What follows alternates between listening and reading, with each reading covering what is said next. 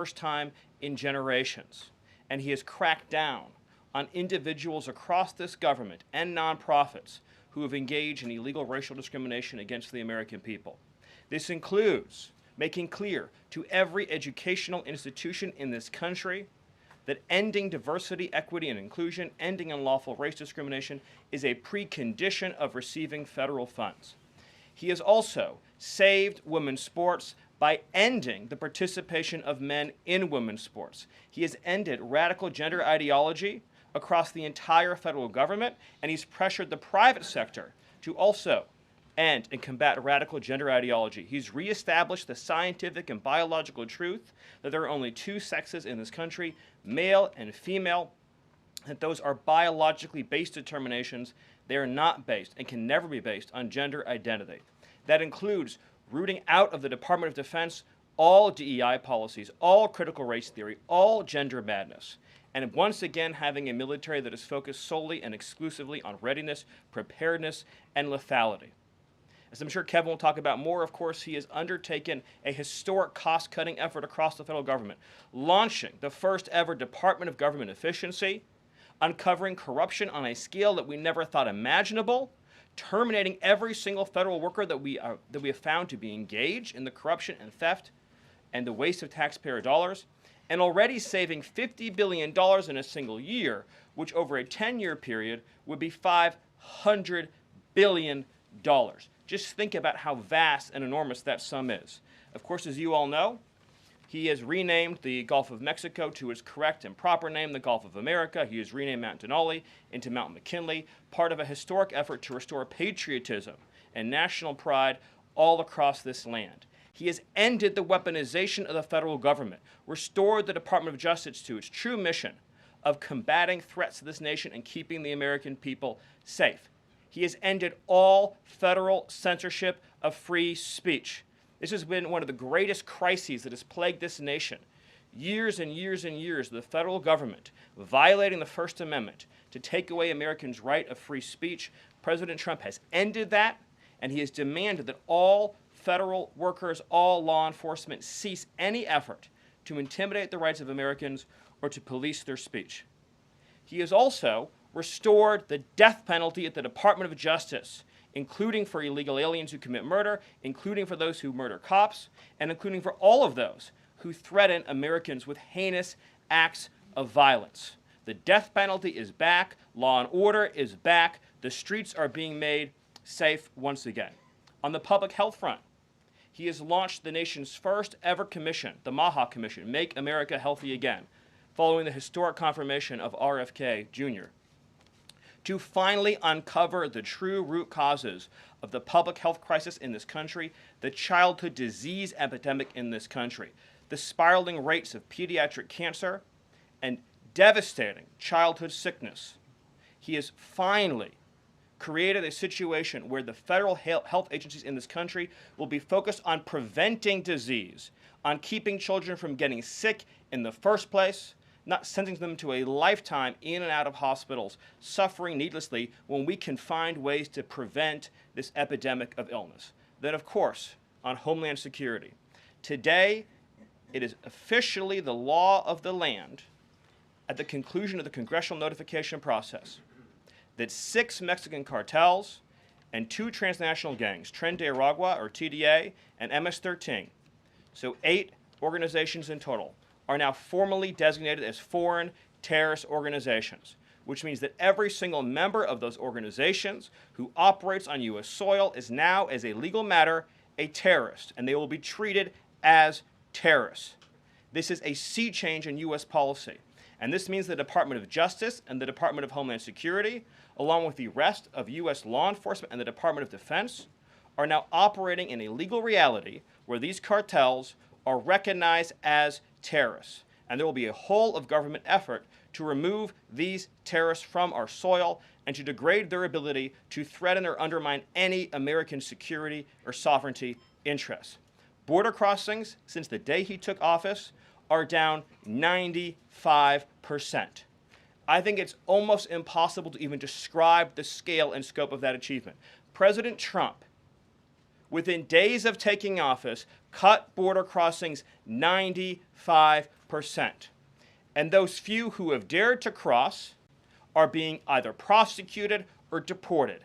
They're either facing significant jail time for trafficking, smuggling, harboring, aiding, impeding, or they're being immediately removed from our soil. Either way, at the end of the process, they are going home. He's re-implemented Remain in Mexico, and he has obtained historic cooperation from foreign countries all around the world in accepting their deportees back. And he has used the United States military to fully seal the southern border with a historic deployment of both active duty and National Guard troops, resumed the building of infrastructure. He has opened up Guantanamo Bay, and he's using military aircraft to carry out deportations all across this country.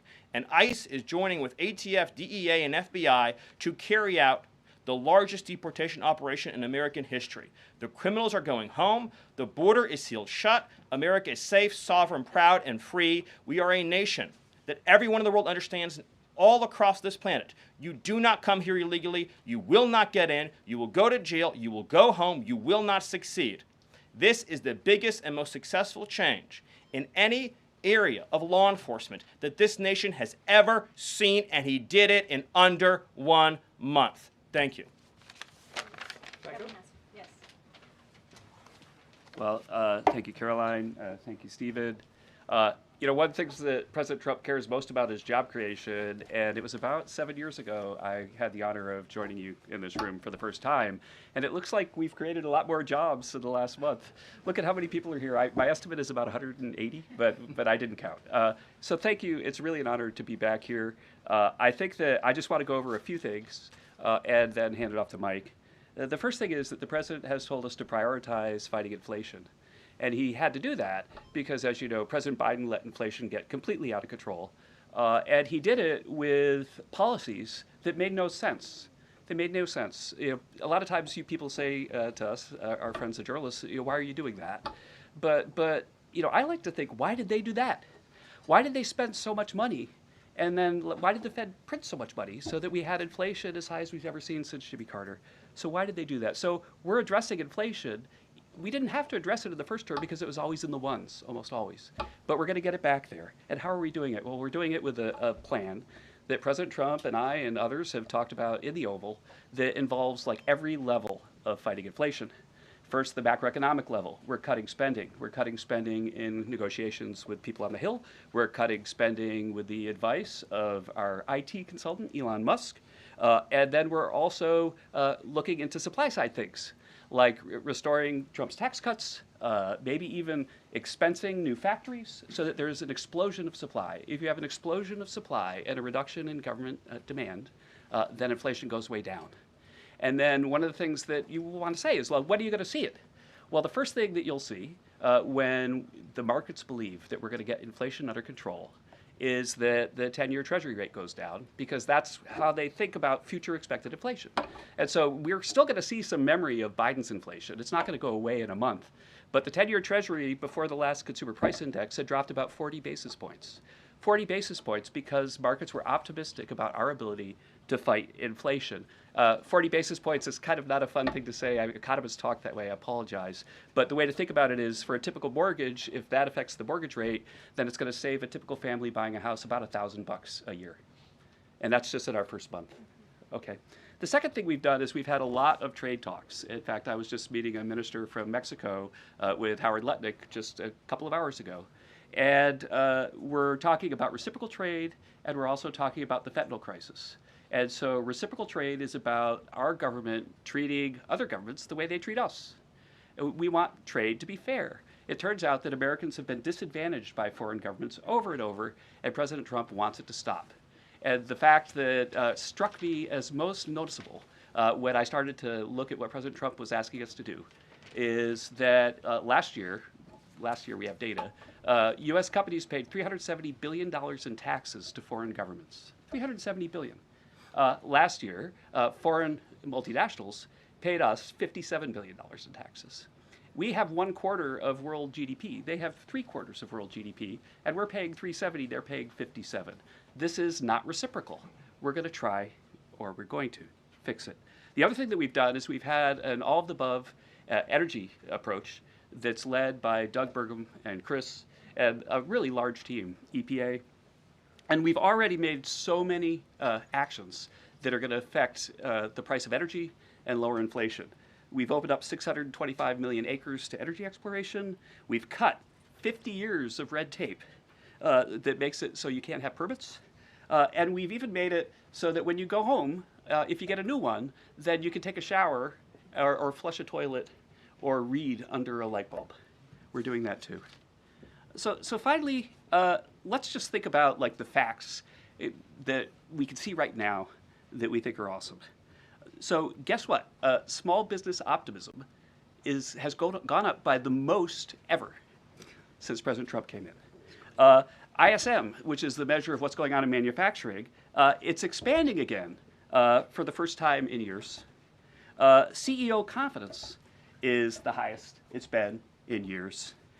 And the reason people are thinking this is that our policies give people cause for optimism. And then I want to reiterate what Stephen Miller said, because it's so important, and it's so important for financial markets to start to digest this, that if, say, the Treasury Secretary or any cabinet secretary with Elon Musk is able to find some savings, say $100 billion, well, in CBO land, that's actually like about 10 times that, or maybe 12 times that, over a 10-year window.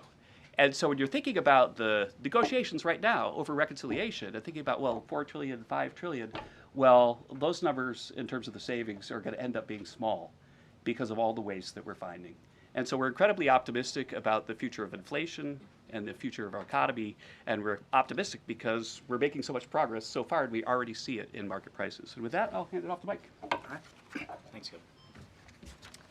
Well, good afternoon.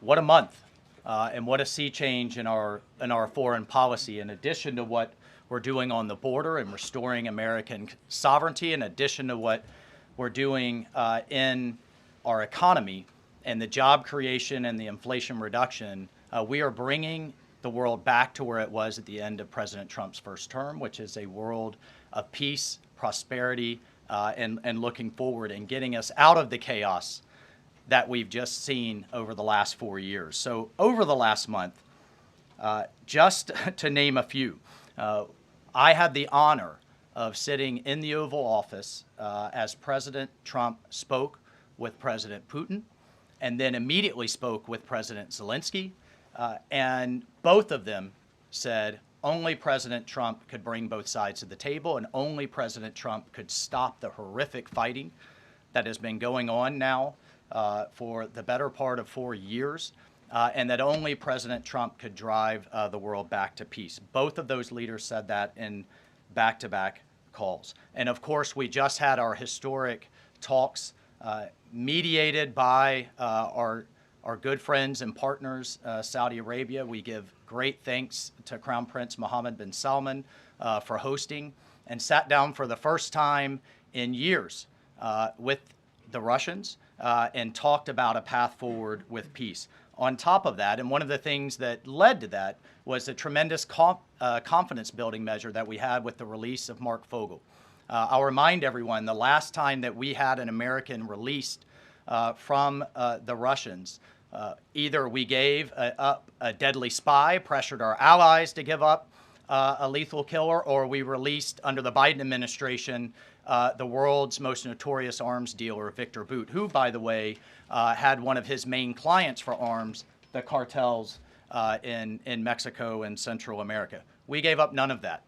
This was released as a confidence-building measure, working with our great Middle East envoy, Steve Witkoff, and our Secretary of State as a first step towards opening these talks and then moving forward towards peace. On top of that, we've secured, just in a month, the return of 12 American hostages from Russia, from Bulgaria, from Venezuela, the Taliban, and Hamas. Excuse me, that's from Belarus, not Bulgaria. We also had, for the first time in quite some time, we took out a senior leader of ISIS, an international financier and recruiter that the military had been trying to take out for quite some time. and wasn't able to do so, frankly, because of a bureaucratic approval process. President Trump said, take him out, and that ISIS financier and leader is no longer on this earth. We've also taken action to eliminate other terrorist organizations in the Middle East. We drove, before the president was even in office, he started talking consequences for people that would hold Americans. Heretofore, there's been nothing but upside. You take an American, you get some better deal. You take another one, maybe you get a better deal. No more. There is now nothing but downside for taking Americans illegally, either as hostages or illegal detainees. And when President Trump sent a very clear message across the Middle East, but particularly to Hamas, that there would be all hell to pay, we suddenly saw a breakthrough. And now we just saw the release of yet another group of hostages. There have been dozens now, including 2 Americans that we've seen once again reunited with their families. As part of the talks with King Abdullah, he offered, and I think the entire world is graciously accepted, to take 2,000 sick children, cancer patients, and others out of Gaza as a humanitarian gesture. 2,000 Gazans will come out of that hellhole that it is, that wasteland that Gaza is right now, with unexploded ordnance, with debris everywhere, with no sewage, with no water. And President Trump has put forward a plan to deal with the practical reality that is 1.8 million Gazans now truly suffering. And then, just to bring it back to our own hemisphere, we've seen literally in the last month, after years of national security experts, the generals in charge, and others testifying and ringing the alarm bells about the Chinese Communist Party's presence in our own hemisphere, particularly in the Panama Canal. We're seeing the leadership of Panama step away from the Belt and Road program, move away from China and back towards the United States, and even enter into talks and other negotiations about addressing the ports on either side of the canal. And then finally, last but not least, we've had 4 world leaders in the White House, in the Oval Office. We've had the Prime Minister of Japan, the Prime Minister of India, the King of Jordan, and of course the Prime Minister of Israel, just in the last 4 weeks. And next week we'll have the Prime Minister of the United Kingdom, and we'll have the President of France, Macron. So President Trump is on what we call Trump warp speed.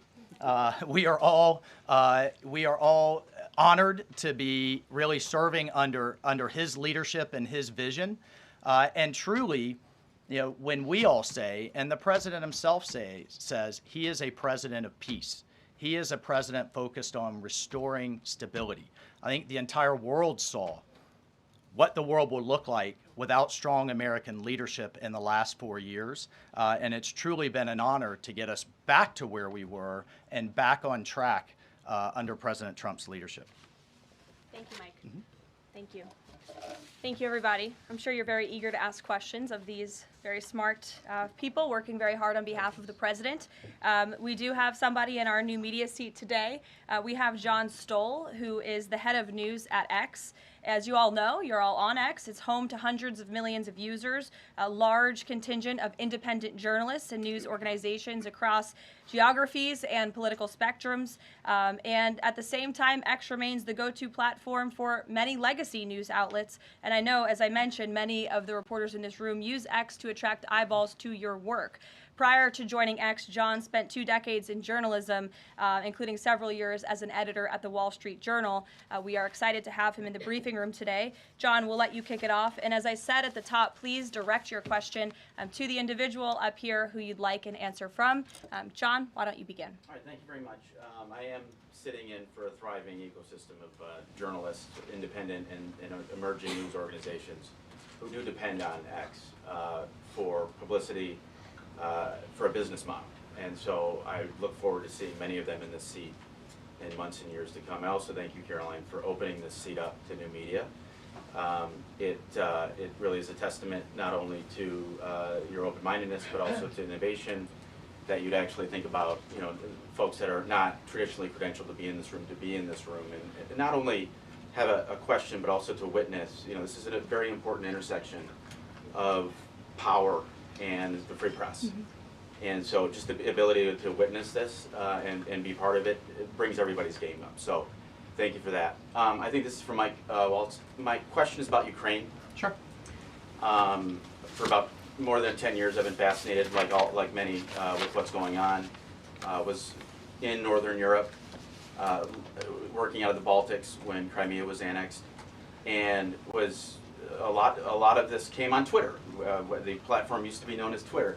Was a lot of European leaders would talk about their disappointment and solidarity with Ukraine, but when it came to actually doing something, it felt like they were passing a hot potato and sent it over the Atlantic. I wonder how much of what we're seeing right now out of the administration and President Trump is a call to Europe and the European leaders and the allies that we've traditionally had to pick up that hot potato and start doing something a little bit more concrete to win and preserve the peace in Ukraine.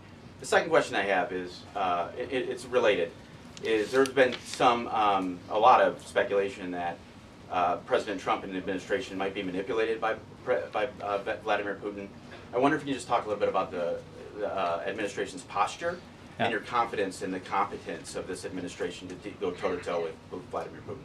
Well, I'll take the second question first. If there's anybody in this world that can go toe-to-toe with Putin, that could go toe-to-toe with Xi, that could go toe-to-toe with Kim Jong-un, and we could keep going down the list, it's Donald J. Trump. He is the deal maker in chief. There is no question that he is the commander in chief. And I, for one, and I think all Americans and around the world should have no doubt about his ability to not only handle Putin, but to handle the complexity of driving this war to an end. And then on your first piece on Europe, I'll take you back to 2014. You're right, there was a lot of hand-wringing in Europe and not a lot of action. There's also a lot of hand-wringing here in Washington under the Obama administration and not a lot of action. They literally threw blankets at the problem. And so I'll remind everyone that Putin had some type of conflict, invasion, or issue with their neighbor under President Bush with Georgia, under President Obama with Ukraine 2014, not under President Trump 45, and again with President Biden in 2022. The war should have been deterred. The war should have never happened, and I have no doubt it would not have happened under President Trump and will stop under President Trump again. But I just want to push back on this notion of our European allies not being consulted as we've entered into this process. I already mentioned the immediate phone call President Trump made to President Zelensky. He has talked to President Macron of France repeatedly last week. President Macron convened European leaders and then is coming here on Monday. Prime Minister Starmer is coming next Thursday. I've talked to every one of my national security advisor counterparts across the spectrum in Europe. I've talked to Secretary General Rutte, the leader of NATO, the Secretary General of NATO. We have repeatedly, by the way, we had half our cabinet, 7 cabinet officials, including the vice president, at the Munich Security Conference, all engaging, all listening, and all making sure our allies are heard. However, we've also made it clear for years, decades even, that it is unacceptable that the United States and the United States taxpayer continues to bear the burden, not only of the cost of the war in Ukraine, but of the defense of Europe. We fully support our NATO allies. We fully support the Article 5 commitment, but it's time for our European allies to step up. And one of the things that Secretary General Rutte said on our call was, this last couple of weeks have been a real wake-up call. And I asked him, what have you been missing the last couple of years? The fact that we are going to enter into a NATO summit this June with a third of our NATO allies still not meeting the 2% minimum, a commitment they made a decade ago, literally a decade ago, with a war on their doorstep, the largest war that they're all extremely concerned about, but yet it's, well, somebody else needs to pay. We've got other domestic priorities. It's unacceptable. President Trump's made that clear. and the minimum needs to be met. We need to be at 100% in this June at the NATO summit. And then let's talk about exceeding it, which is what President Trump has been talking about with 5% of GDP. Europe needs to step up for their own defense as a partner, and we can be friends and allies and have those tough conversations. Great. Peter. Thank you, Caroline. I have a Ukraine one and a Doge one. Who can talk Doge? Stephen, go ahead. Both, all of us. Well, so Stephen, we're hearing about these Doge dividend checks that would be 20% back to taxpayers, 20% to pay down the debt. 60% is left. Who gets that? Well, the way that it works is when you achieve savings, you can either return it to taxpayers, you can return it to our debtors, or it can be cycled into next year's budget, and then it just lowers the overall baseline for next year. So in other words, you can just transfer it into the next fiscal window and then lower the overall spending level. And that means that you can achieve a permanent savings that way, and that reduces the deficit. And when is it that people might see those checks? Well, this is all going to be worked on through the reconciliation process with Congress that's going underway right now. As you've seen, the Senate's moving a bill, the House is moving a bill. The President has great confidence in both chambers to deliver on his priorities. I would just take this opportunity to note that President Trump has made a historic commitment to the working class of this country to fight for major tax relief and major price relief. And cutting spending, as Doge is doing, and cutting taxes is the key to delivering on both of those promises, and President Trump is resolutely committed to doing both. Thank you. And on Ukraine, I guess this is for Mike. Sure. After the president's post on Truth Social yesterday, need to know, who does he think is more responsible for the Russian invasion of Ukraine, Putin or Zelensky? Well, look, his goal, Peter, is to bring this war to an end, period. And there has been ongoing fighting on both sides. It is World War I style trench warfare. His frustration with President Zelensky is that you've heard is multifold. One, there needs to be a deep appreciation for what the American people, what the American taxpayer, what President Trump did in his first term, and what we've done since. So some of the rhetoric coming out of Kyiv, frankly, and insults to President Trump were unacceptable, number one. Number two, our own Secretary of Treasury personally made the trip to offer the Ukrainians what can only be described as a historic opportunity. That is for America to co-invest with Ukraine in their minerals, in their resources, to truly grow the pie. So case in point, there's a foundry that processes aluminum in Ukraine. It's been damaged. It's not at its current capacity. If that is restored, it would account for America's entire imports of aluminum for an entire year. That one foundry. There are tremendous resources there. Not only is that long-term security for Ukraine, not only do we help them grow the pie with investments, but we do have an obligation to the American taxpayer in helping them recoup the hundreds of billions that have occurred. So, rather than enter into some constructive conversations about what that deal should be going forward, we got a lot of rhetoric in the media that was incredibly unfortunate. And I could just tell you, Peter, as a veteran, as somebody who's been in combat, this war is horrific. And I think we've lost sight of that, of the literally thousands of people that are dying a day, families that are going without the next generation.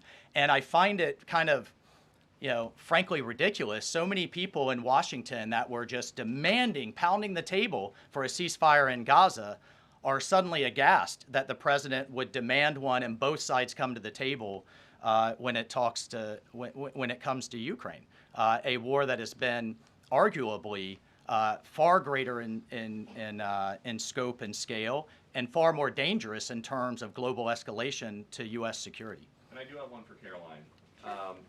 Does President Trump have a bet with Trudeau about this USA-Canada hockey game tonight? And when there is a big hockey game on, is the president watching for the goals or for the fights? Probably both. I think he's watching for the United States to win tonight. I know he talked to the USA hockey team this morning. He talked to the players after their morning practice around 10 o'clock. And I also spoke to some folks from that team after. They were jubilant over President Trump's comments to the team. I believe they're going to put out a video of that call. So he looks forward to watching the game tonight, and we look forward to the United States beating our soon-to-be 51st state, Canada. Bloomberg, go ahead.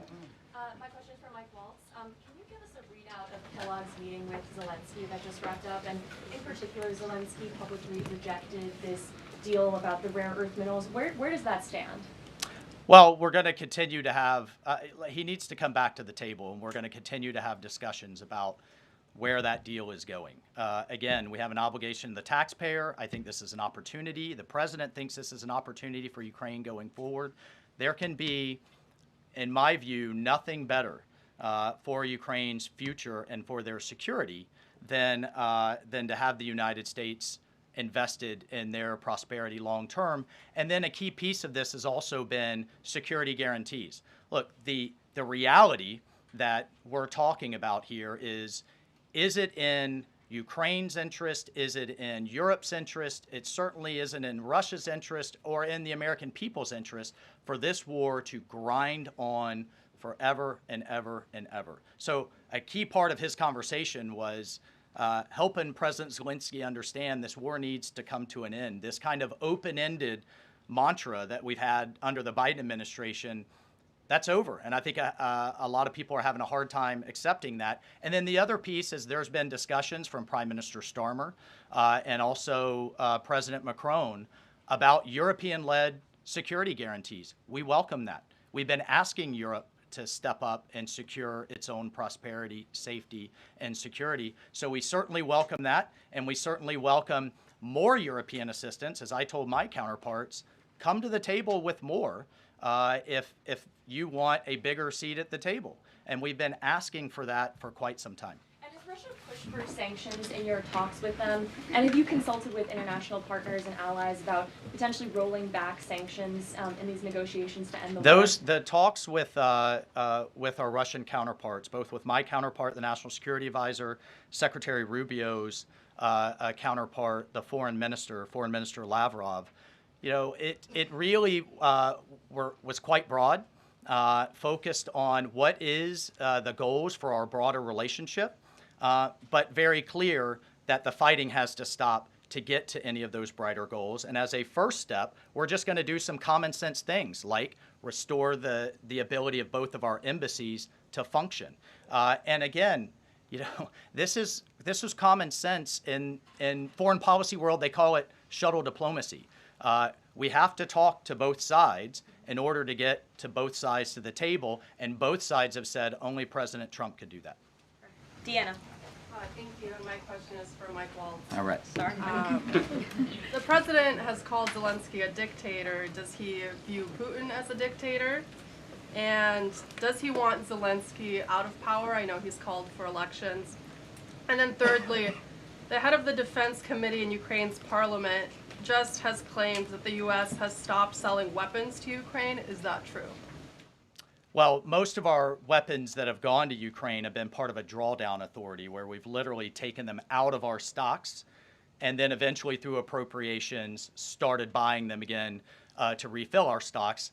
I'll just state that there has been a lag in a lot of that process. So many of our stocks, as we look at our operations around the world, are becoming more depleted. That's one of the reasons many people have had a lot of concern about when does this end? How much is it going to take? How many lives will be lost? How much will we spend? As a member of Congress, we repeatedly asked the Biden administration those questions, and we never got a satisfactory answer. Look, President Trump is obviously very frustrated right now with President Zelensky. The fact that he hasn't come to the table, that he hasn't been willing to take this opportunity that we have offered. I think he eventually will get to that point, and I hope so very quickly. But President Trump, as we made clear to our Russian counterparts, and I want to make clear today, he's focused on stopping the fighting and moving forward. And we could argue all day long about what's happened in the past. Reagan. Yeah, Thanks. what about I have a What about- question Oh, the for IRS. Stephen. Excuse me, I just called on Reagan. Reagan, go ahead. I have a question for Stephen and a question for Mike. Sure. Stephen, I can start with you. There have been Thank you. reports that Trump is unhappy with the rate of deportations and he wants them to be higher. Is the president happy with the rate of deportations, and are there any plans to speed up the process? Well, first of all, we all appreciate the encouragement from the media to deport as many illegal aliens as humanly possible. So thank you, and I will promise you that the full might of the Department of Homeland Security, the Department of Justice, the Department of Defense, and every element and instrument of national power will be used to remove, with speed, all criminal illegals from the soil of the United States of America, to enforce final removal orders, and to ensure that this country is for American citizens and those who legally belong in this country. We inherited an ICE that was completely shuttered. We inherited a Department of Homeland Security whose sole mission was to resettle illegal aliens within the United States of America. In 30 days, the president sealed the border shut, declared the cartels to be terrorist organizations, has increased ICE deportations to levels not seen in decades, and we are shortly on the verge of achieving a pace and speed of deportations this country has never before seen. Thank you. And Mike, there have been reports that there's some underground opposition to Trump's pick for Undersecretary of Defense and Policy, Elbridge Colby. Have you or anyone from the administration been personally lobbying senators to support Elbridge Colby? Look, I've worked with Bridge Colby in the past. He has the president's full support to be the Undersecretary of Policy, which will be a critical policy arm for Secretary Hegseth going forward that will implement a lot of these policies. And really, that's been to the extent of it. I think there's been a lot of kind of, breathless, I don't know, back and forth in the press, but we're full speed ahead to get the president's team in place so we can implement his America First policy. Thank you. Mike has spoken pretty extensively. Does anybody have questions for Stephen or for Mr. Hassett? Nobody wants to talk about the economy? Sure.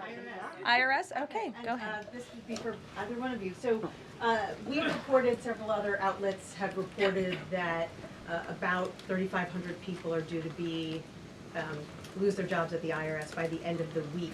If the goal of these spending cuts across the federal government has been to reduce the debt, why impose some of the deepest cuts we've seen so far at the agency responsible for raising revenue for the federal government? Well, I think our objective is to make sure that the employees that we pay are being productive and effective. And there are many, more than 100,000 people working to collect taxes, and not all of them are fully occupied. And the Treasury Secretary is studying the matter and feels like 3,500 is a small number, and probably can get bigger, especially as we improve the IT at the IRS. And so I think that it's absolutely something that is on the table for good reasons. And the point is that don't just talk about the IRS, talk about all of government. That there are so many places. I live in D.C. You maybe live in D.C. where nobody's going to the buildings. People aren't commuting because nobody's doing their job. We look back and we see that there are all these people doing 2 jobs while they're getting a government payroll on the payroll. So the point is we're fixing that, and the IRS is a small part of that picture. So you're saying that everybody who's being let go was doing a bad job? I'm saying that we're studying every agency and deciding who to let go and why. And we're doing so very rationally with a lot of support from analysis. Because we're being told by a lot of people who have been let go at other agencies that they were told they were being dismissed because of poor performance, when in some cases they haven't even had a performance review yet because they've only been on the job a couple of months. Yeah, I've never seen a person who was laid off for poor performance say that they were performing poorly. Okay. Caroline, Good point. Sure, Caitlin. I have a question. I'll start with you, Kevin Hassett. Thank you for being here. And then I've got a question for Mr. Waltz. On these potential checks that you might send out from Doge, is there a concern as you're thinking through this that they could be inflationary? Oh, absolutely not, because imagine if we don't spend government money and we give it back to people, then if they spend it all, then you're even. But they're probably going to save a lot of it, in which case you're reducing inflation. Okay, so And also, when the government spends a lot, that's what creates inflation. We learned that from Joe Biden. And so if we reduce government spending, then that's, reduces inflation. And if you give people money, then they're going to save a bunch of it. And when they save it, then that also reduces demand and reduces inflation. Okay, so you're not worried about it. And No, I'm Mr. not. Waltz, to follow up on Peter's question, you wrote in an op-ed in the fall fall of 2023 that, quote, Putin is to blame, certainly like Al-Qaeda was to blame for 9/11. Do you still feel that way now, or do you share the president's assessment as he says Ukraine is to blame for the start of this war? Well, it shouldn't surprise you that I share the president's assessment on all kinds of issues. What I wrote as a member of Congress was as a former member of Congress. Look, what I share the president's assessment on is that the war has to end. And what comes with that? What comes with that should be, at some point, elections. What comes with that should be peace. What comes with that is prosperity that we've just offered in this natural resources and economic partnership arrangement. An end to the killing and European security and security for the world. The president's not only determined to do that in Europe, he's determined to do it in the Middle East. And just a few months ago, we had an administration that had tried for 15 months, week after week, sitting with you here and couldn't get us to a ceasefire, couldn't get our hostages out. Now we're at that point. We're back to maximum pressure on Iran, and we have just begun, and we will drive towards a ceasefire and all of those other steps. I'm not going to pre-negotiate or get ahead of the sequencing of all of that. It's a very delicate situation. But this is a president of peace, and who here would argue against peace? Okay, so you do share that assessment. And can I follow up? In 2017, go ahead, then Jordan. President Trump. Go Can ahead, I just Jordan. follow up really You quick? just had two questions, May I- Caitlin. can Jordan, I go ahead. I have an Thank important you. follow-up. Jordan, from go my ahead. So, Go ahead. Mr. Hassett, you were speaking about tariff revenue, and you also addressed a question about the IRS. President Trump has spoken about replacing income tax with tariff revenue, especially with all this waste, fraud, and abuse that we're seeing cut. Is that a possibility? Absolutely. And in fact, if you think about the China tariff revenue that we're estimating is coming in from the 10% that we just added, plus the de minimis thing, that it's between $500 billion and $1 trillion over 10 years is our estimate. And that's something that is outside of the reductions that markets are seeing through the negotiations up on the Hill. And so we expect that the tariff revenue is actually going to make it much easier for Republicans to pass a bill, and that was the president's plan all along. And then I have a question for Stephen Miller about Doge. So you spoke about Doge. You said roughly $50 billion is set to be cut in a year of waste, fraud, and abuse by unelected bureaucrats. We're hearing this ironic narrative from the president's critics and the left-wing media that Elon Musk is an unelected bureaucrat and he's doing all this terrible stuff. Isn't one of Doge's objectives to get rid of the federal bureaucracy, the deep state, and also who was running the White House when Joe Biden was in office? Because I don't know a single person who believes it was Joe Biden. Yes, you're tempting me to say some very harsh things about some of our media friends. Yes, it is true that many of the people in this room for 4 years failed to cover the fact that Joe Biden was mentally incompetent and was not running the country. It is also true that many people in this room who have used this talking point that Elon is not elected fail to understand how government works. So I'm glad for the opportunity for a brief civics lesson. A president is elected by the whole American people. He's the only official in the entire government that is elected by the entire nation, right? Judges are appointed, members of Congress are elected at the district or state level, just one man. And the Constitution, Article 2, has a clause known as the vesting clause, and it says the executive power shall be vested in a president, singular. The whole will of democracy is imbued into the elected president. That president then appoints staff to then impose that democratic will onto the government. The threat to democracy, indeed the existential threat to democracy, is the unelected bureaucracy of lifetime tenured civil servants who believe they answer to no one, who believe they can do whatever they want without consequence, who believe they can set their own agenda no matter what Americans vote for.